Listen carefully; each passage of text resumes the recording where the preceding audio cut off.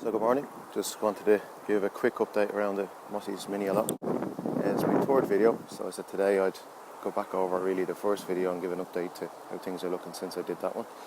Again, thanks for all the subscriptions and comments, all very good feedback and some advice, which is brilliant. So I'll get going. So bed one, you might remember, top tier we had some seeds going. It's Cosmos, was just starting to break through last time. Delighted with that.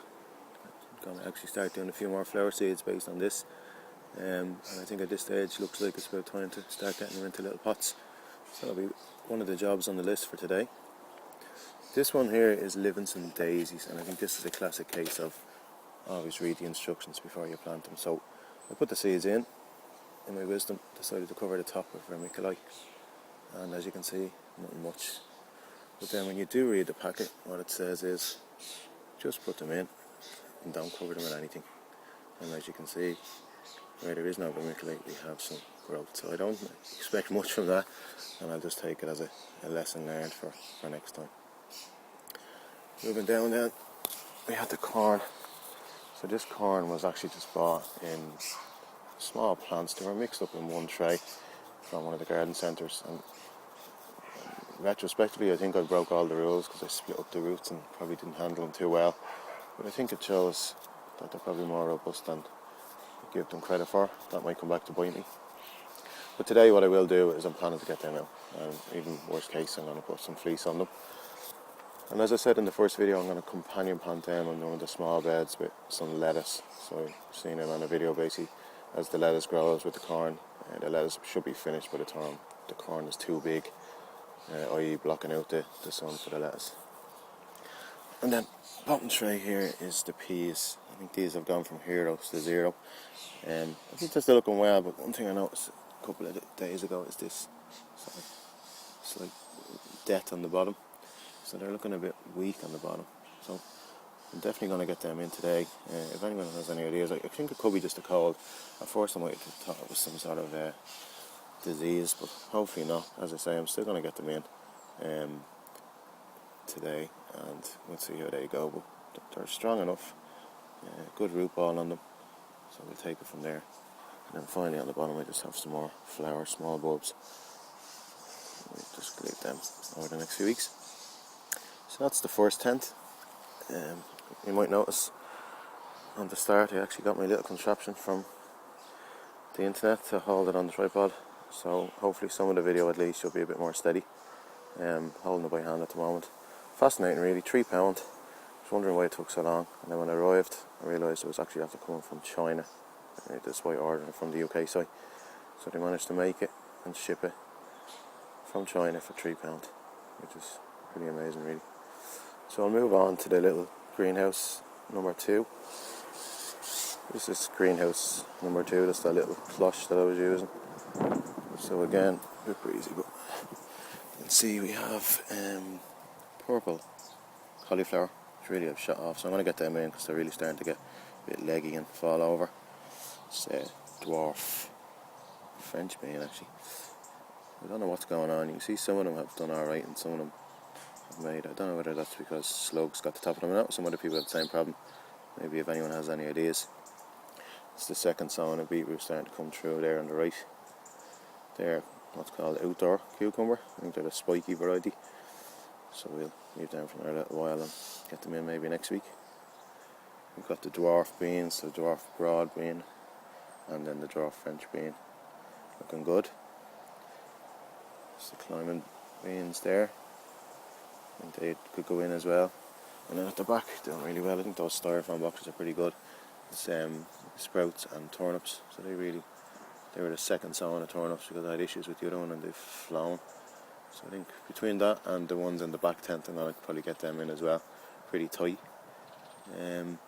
But again, maybe those styrofoam boxes are something to look at, because between the heat in the actual little greenhouse and then maybe the insulation from the box, they seem to really help. I was fascinated by how fast they grew. So that's a quick tour of greenhouse number 3. And number 2. I'll do number 3 now, just to see how things are going. A lot of stuff has moved out of that since I last gave an update on it. But we'll have a look, and then we'll just do a general walk around. So greenhouse number 2. As I said in my first video, I had a bit of a disaster with this tray, and it's pretty much nearly all gone. Anything that did survive is doing okay. I've since taken the spring onions out of there, Swiss chard and beetroot, so not too bad. Might get something out of it. That was the lonely symbolic cabbage, which, to be fair to it, has done well considering the size of it in video 1. Some sprouts, 2 or 3 survived. Swede and turnip again, 2 or 3 of each survived. So between them and the tray I've just shown you, we'll get a couple of rows into one of the beds, which is all I need and all I have the space for. So all in all, not too much of a disaster. Probably would be if I was looking for 20 plants or whatever, but I think I only need 5 or 6. So between them, as I say, we'll get something. This is being cleared out, and a lot of these were in one tray of small pots. So these are the courgette. So we've got normal courgette, and what we're saying is round courgette. So they've since been put into slightly bigger pots, and they're doing well. So we leave them for another little while until it warms up a small bit. This was a second sown of Swiss chard. Did a small experiment. Used some pots with vermiculite and one without. Brendan will know what I'm talking about. He does for some vermiculite experiments. So as you can see, at the moment, I don't think there's much difference. Maybe even the ones without the vermiculite are doing well, or better. But we'll see as they grow. Maybe it's where the vermiculite will help. But at the moment, the experiment would say there's not much difference for Swiss chard in any way, vermiculite with or without. Moving down then, you got sugar snap, doing pretty good. So again, they're not as big as the peas, but I think I'll leave them for another small while and start to get them in. I'm going to put the peas this year into, the climate peas into fairly big pots. So we'll see how that goes. Did it in pots last year, fairly small pots, and still got a good crop out of them for what I wanted. So hopefully with the bigger pot we'll get more and a bit higher growth. And in this case that's dwarf French beans. So these are the same variety that were in the other clutch. It's another small experiment, and I think that you can see these have definitely done better in the sealed up greenhouse. So again, both doing okay, but for the dwarf French bean and anyway, I think they've done better here in the heat. Finally, some more. I'm inspired now by seeds for flowers, so some more there. Styrofoam boxes. Only starting to break through, but get something out of it, I'd say. So that's a quick tour of greenhouse number 3. As you can see, I think overall I'm happy in anyway. Things have grown pretty well. I think it's only a couple of weeks at most since I did the last video of that. So it's the one good thing about doing the videos, I find. You get a feeling of how things are growing when you look back and compare. Whereas maybe that just probably passes you by. So that's number 3. I'll just do a quick walk around, explain what work I'm going to be doing and how it's going to change, and get stuck into the work then. So a quick overview of the rest of the small plot. This was the growing seeds, growing flowers that I put into this planter. Doing well. Always have the little robin floating around the place, which is great. So I'm going to leave them. I think I might just need to give them a feed. As I say, the trough itself isn't that deep, so I'm saying they're using up a lot of the nutrients. Bed 1, or big bed 1, is where the onions were. I've since added the spring onions from the tent. They're looking a bit limp, to be honest with you. I'll see how they get on. But they looked like that last year and eventually did stand up. So we'll see. This bed then I'm going to use for pretty much what I'm describing as salad. So it might not necessarily be lettuce, but maybe even some of the dwarf beans. Not fully decided yet, but we'll see how it goes. Strawberry planter then. Strawberries are doing okay. Starting to put a bit of growth on. A few flowers, including on the pineberry. Big bed 2. I just had that covered in underlay that I had from doing wooden floors. And basically the last couple of weeks I've been using that as another storage area. Try and use the space as best I can. Packer boy at the back there, doing well. These are some excess cabbages I had, and to be honest, it just shows sometimes when you forget about things they do better. I just threw them into big pots, bigger pots than what they were in the room modules, and forgot about them in the corner. And as you can see, doing pretty well. Not sure if I'll have space for them, but I'm sure someone will find a home for them. The Acer, We'll move that back out into the garden, but I suppose you can just see how it's done since the last time. Fond of the acers, have a good view around the place, but it's one of the nicer ones. So that's bed 1, bed 2. I'll come to bed 3 in the back there, which is the cabbages, etc. So let's move on. So video 2 I focused on the potatoes, so I'm not going to go through them obviously, but again, doing very well. Really starting to fill out, I've earthed up some of them. Ones in the buckets are flying. I know there was a lot of comments on the whole question of earthing up. Pretty much decided I'm not going to do it anymore. I don't think it's worth it, especially in the context of the space I have. And a lot of people have been advising me that it's not actually about getting extra potatoes, it's more just ensuring that they're not exposed to light as they grow. So I think what I'll do in the future is I'll just put them in, fill the bags and let them go. So the blackcurrant and the raspberry, doing great. Can't believe the raspberry, it's in such a small pot. Probably should have made that, repotted that into a bigger pot this year, but I think I'm going to leave it now because, as you can see, some nice flowers coming on that. So we should get a few off it anyway. And same with the blackcurrant. At the end then, there's some more potatoes, and the feature potato is the lumper that I put in last time. No sign yet, but it's only gone in a few days, so we'll see how it goes.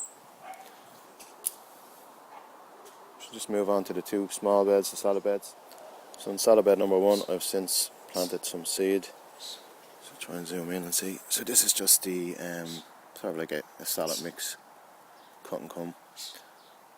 Again, that's some of the spring onions. So you can see, I just explained, I plant them in from the module, about 10 seeds in each module, and then the idea is that they grow as an actual bunch of spring onions. So you see, they're not usually that big, but we'll see how it goes. And in the back then, some rocket. As usual, I put probably too many seeds in, and I let them grow small, pick out the ones and I can use them, and then let a few select plants grow. With the salads, what I do is I just lay a small thin layer of compost on the soil, spread the seeds, and then just top that up with another small layer of sieved compost. I think it helps for the germination, but also what it does, instead of having to mark them out, as you can see in the different colours in the soil, you know exactly where you put things in, so I leave a gap, and then the compost acts as a little guide of where everything is. So that's salad bed number 1. And number 2, empty for now. Hopefully in the next couple of hours we'll get the corn in there, square it off and fill in the gaps with different mixes of lettuce seed, and hopefully that'll become a nice feature over the next few weeks. So finally then, just to move on to the what we call big bed number 3. So here I have the brassicas. Finally, back bed number 3. As I said, the brassicas, where we've got the calabrese, some cauliflower, and then the 3 varieties of cabbage. Overall doing, well, from my experience, doing brilliantly. I really compacted them in based on the advice on the videos. And as I said, pretty happy with them. Key thing now is to get some netting on them. I'm already seeing some cabbage whites floating around, licking their lips. So again, that's on the job list for today. Have some corner units at the bottom of the internet. I'll explain, show you them when I put the netting up.